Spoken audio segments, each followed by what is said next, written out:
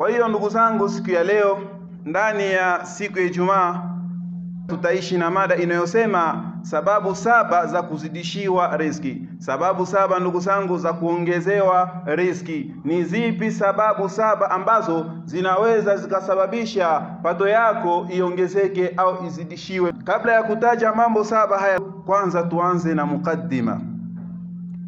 Ma huwa rizku? Riziki ni nini? Riziki ndugu zangu ni pesa, riziki ni mali, riziki ni afya, riziki ni watoto, riziki ni kizazi, riziki ni gari ndugu zangu, riziki ni nyumba.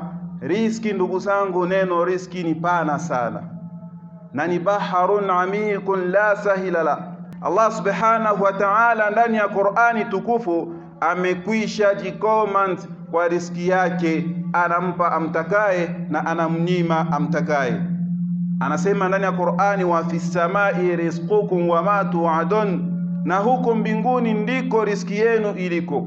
Riziki mnaoitafuta huku na kule, mnahangaika katika pembe za dunia, Allah anasema riziki zote zinapatikana juu mbinguni. Wa ma min dabbatin fil ardi illa ala Allahi rizquha, hakuna binadamu mwenye uhai mwenye roho anayepatikana katika mgongo wa ardhi isipokuwa riziki yake inapatikana mbinguni. Pamoja na haya ndugu zangu, Allah subhanahu wa ta'ala hatokupatia riziki mpaka utafute, ufanye juhudi ya kutafuta, kuhangaika katika ulimwengu ili upate riziki yake Allah subhanahu wa ta'ala. Huwa alladhi ja'ala lakumul arda dhalula, Allah ndiye aliyeidhalalisha ardhi kwa ajili yenu, kwa faida yenu. Famshu fi manakibiha, basi tembeeni pande zote, hangaika katika kona zote za duniani. Wa kulu min rizqi wa ilayhi nushur, na kuleni riziki yake na kwake ndiye mtarejea siku ya kiyama.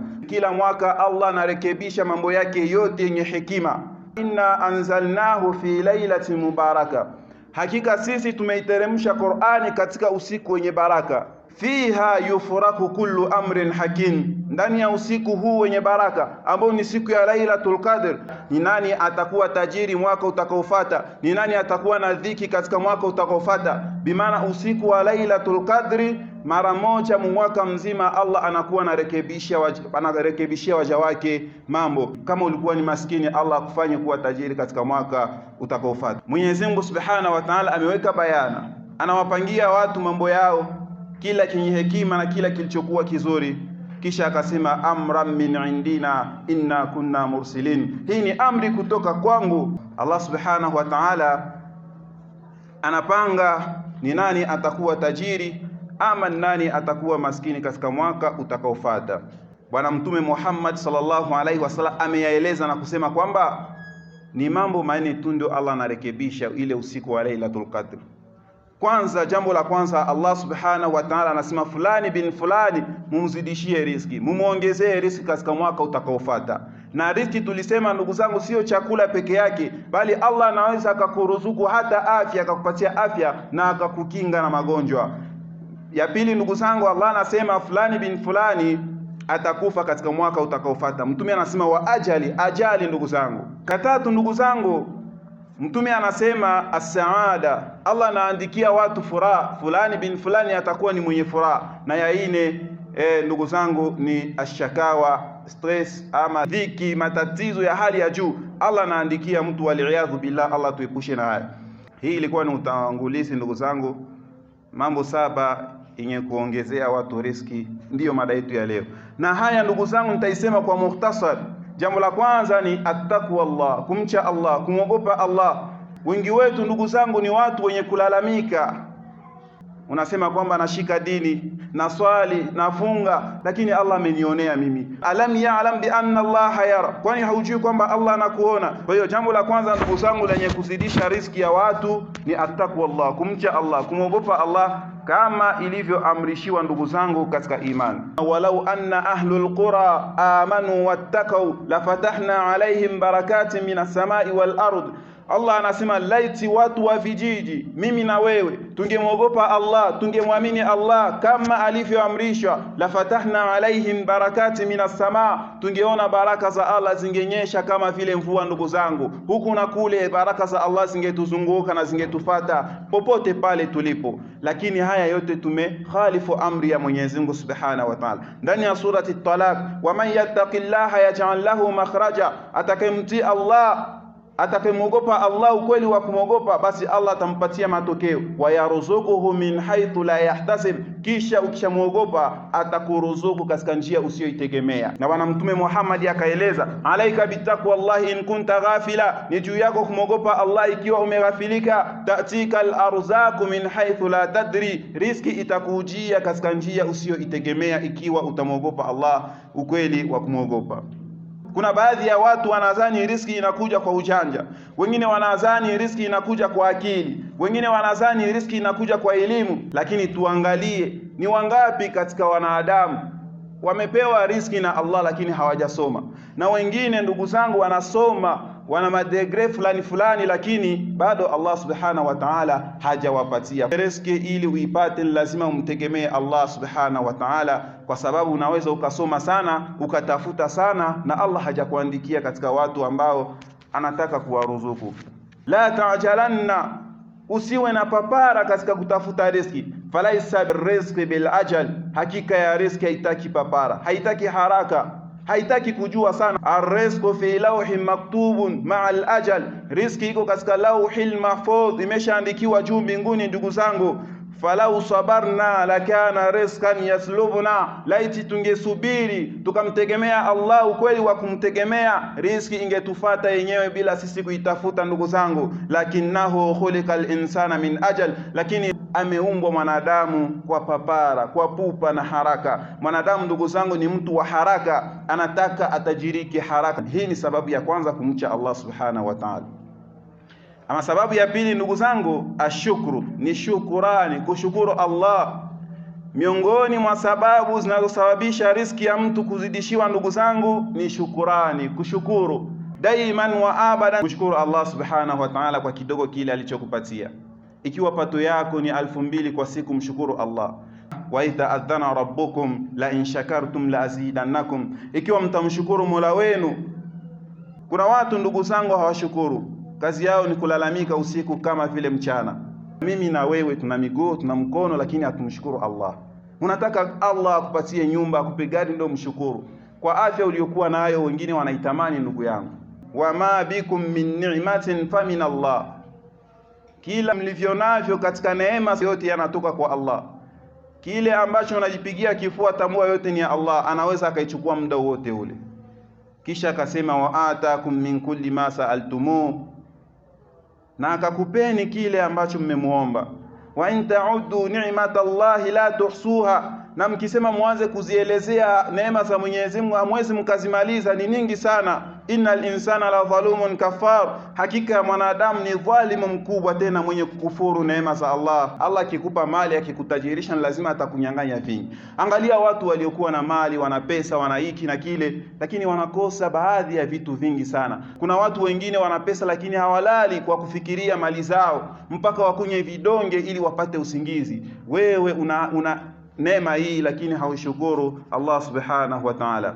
Kisha Mwenyezi Mungu akasema fadhkuruni adhkurukum, nikumbukeni na mimi nitawakumbuka. Washkuruni wala takfurun, na mnishukuru wala msinikufuru. Allah akikupa kidogo usimkufuru, mshukuru, atakuzidishia mengi. Ndugu zangu katika imani, idha kunta ni'matun wadhahaha, ikiwa una neema wewe, basi ichunge vizuri, uilee kabisa. Fa innal maasa tuzidu neema, hakika ya maasi ndugu zangu inaondoa neema. Madhambi tunayofanya usiku kama vile mchana inakuwa inatuondolea neema ambazo Allah Subhanahu wa Ta'ala anatuandikia. Bwana Mtume anaeleza katika haya, anasema Mwenyezi Mungu anaweza akasema fulani bin fulani, mumteremshie riziki leo, mumuruzuku, mumuinue katika dunia, bidhambi ni yusib, lakini ukafanya dhambi Allah kazuia tena ile riziki yake. Kisha akaendelea nasema wadawimu alaiha bishukrin, ikiwa una neema dumu kabisa na kushukuru ile neema yako. Kama ni afya, shukuru afya yako. Kama ni nini ndugu zangu, shukuru kwa sababu kuna watu wanahitaji wawe kama wewe. Kisha akamalizia anasema, fa inna ilahi sari'un nima, hakika ya Allah subhanahu wa ta'ala ni mwepesi wa kuchukua neema yake. Wangapi ndugu zangu tunawafahamu walikuwa na maisha, walikuwa na pato, walikuwa na jina kwa ajili ya neema zao, lakini Allah amezichukua, Allah amewanyang'anya riziki yao. Kwa hiyo ndugu zangu, na wangapi ambao hawakukuwa na mwanzo wala mwisho, hawakuwa na maisha, lakini Allah akawafungulia riziki. Kwa hiyo ndugu zangu, lazima tushikamane na hii shukrani. Hakika shukrani ni yenye kuzidishia waja riziki. Ama ya tatu ndugu zangu ni alistighfar, kuzidisha sana kuomba msamaha. Bwana Mtume Muhammad sallallahu alayhi wasallama alikuwa anamsabihi Allah kwa kuomba msamaha. Mimi na wewe tu baada ya swala astaghfirullah tuiseme vizuri. Tunataka tubarikiwe namna gani? Tulia katika ibada. Ibada ya Allah haitaki haraka. Astaghfirullah, astaghfirullah, astaghfirullah. Lazima Allah subhanahu wa ta'ala atatekeleza ahadi yake kama alivyoahidi. Wakati Nabii Nuh aliwaambia watu wake akasema, shikamaneni na istighfar, hakika Allah subhanahu wa ta'ala atawaruzuku mambo manne. Faqultu astaghfiru rabbakum innahu kana ghaffara, akawaambia juu yenu kushikamana na msamaha juu ya Allah, hakika ya Allah ni mwingi wa kusamehe.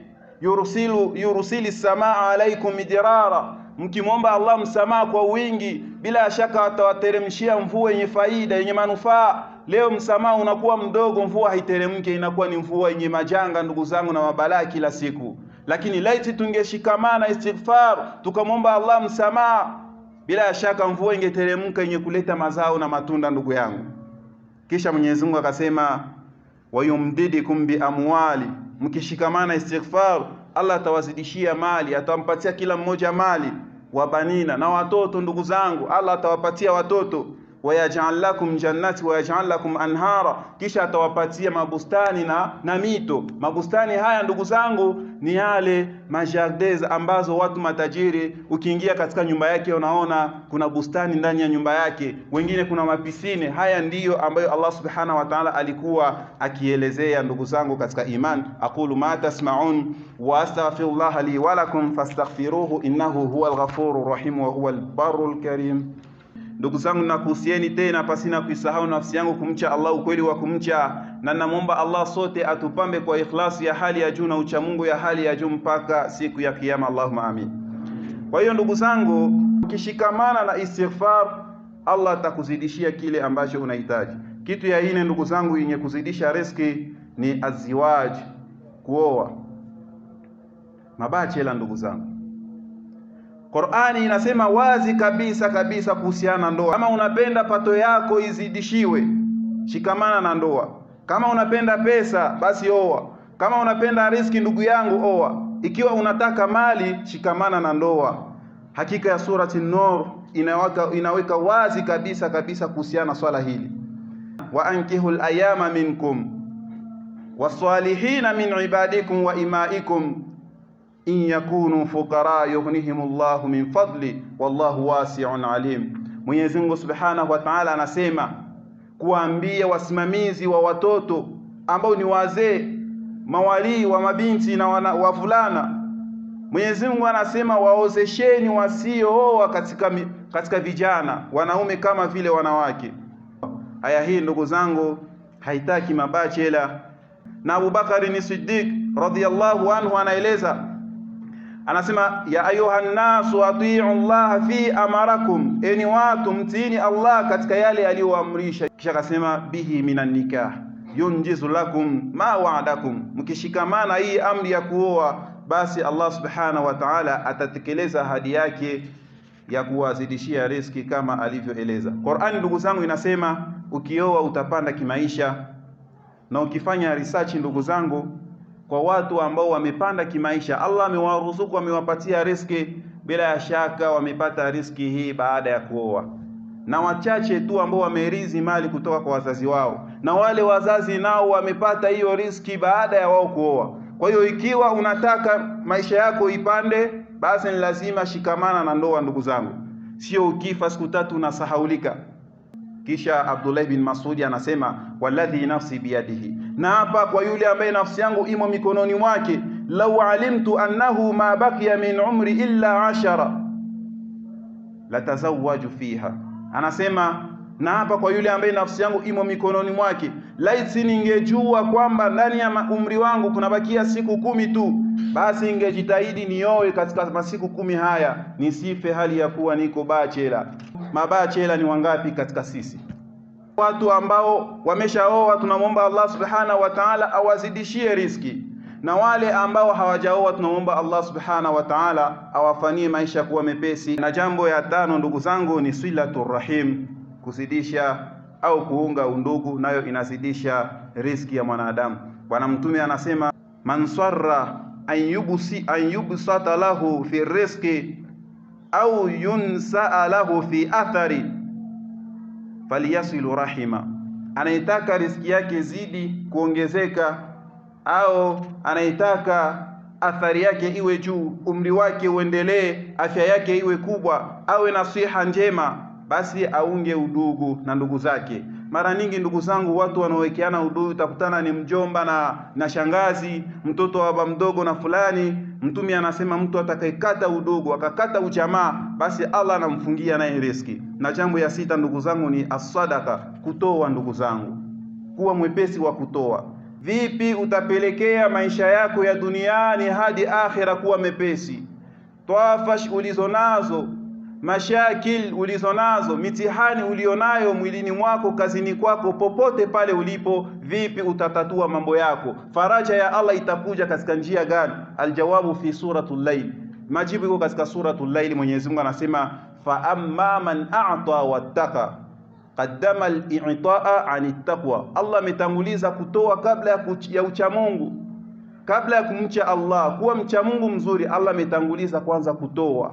Mathalul ladhina yunfiqu fi sabilillahi, yule anayetoa chochote kile katika njia ya Allah, Mwenyezi Mungu anapiga mfano ni sawa vile na anaitia mbegu, punje ya mbegu ndani ya udongo, baadaye inaleta mapunja mengi ndugu zangu. Kwa hiyo ukitoa katika njia ya Allah, Allah atakuzidishia mengi zaidi ya yale uliotoa. Na ya mwisho ndugu zangu ni kathratu dua, kukithiri kuomba dua sana, tena kwa wingi. Mwenyezi Mungu anasema was'alullaha min fadli, basi muombeni Allah kwa fadhila zake. Muombe fadhila za halali mbalimbali ndugu zangu. Wakati mwingine ndugu zangu, Allah subhanahu wa ta'ala anachelewesha dua yako. Wewe unaomba hivi sasa, lakini anakujibia mwaka ijayo. Lazima tuwe na subra katika maombi yetu.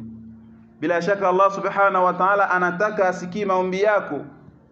Allah subhanahu wa ta'ala amemisi machozi yako, siku mingi haujalia kwa ajili ya Allah katika ibada. Allah anataka asikie unasema ya Rabbi, ya Razzaq, ya Allah, ya Rahmani, mimi mja wako dhaifu, nahitaji mengi kutoka kwako. Lia kwa ajili ya Allah. Hivi ndivyo Allah subhanahu wa ta'ala anataka. Na ikiwa subhanahu wa ta'ala hajakupatia ndugu zangu, anakuchelewesha, pengine anakuepusha na balaa. Kuna watu wengine wakipewa riziki, wengine wataangamia kupitia mikono yao. Na kuna dua ambayo Bwana Mtume alikuwa akiomba ya kuzidisha riziki, ni dua iliyokuwa maarufu inayosema Allahumma inni as'aluka ilman nafi'a wa rizqan tayyiba wa amalan mutaqabbala. Kisha Bwana Mtume sallallahu alayhi wasallam anasema idha sa'altumullaha fas'alu kathira, mtakapomuomba Allah subhanahu wa ta'ala basi muombe vingi, usimuombe vidogo.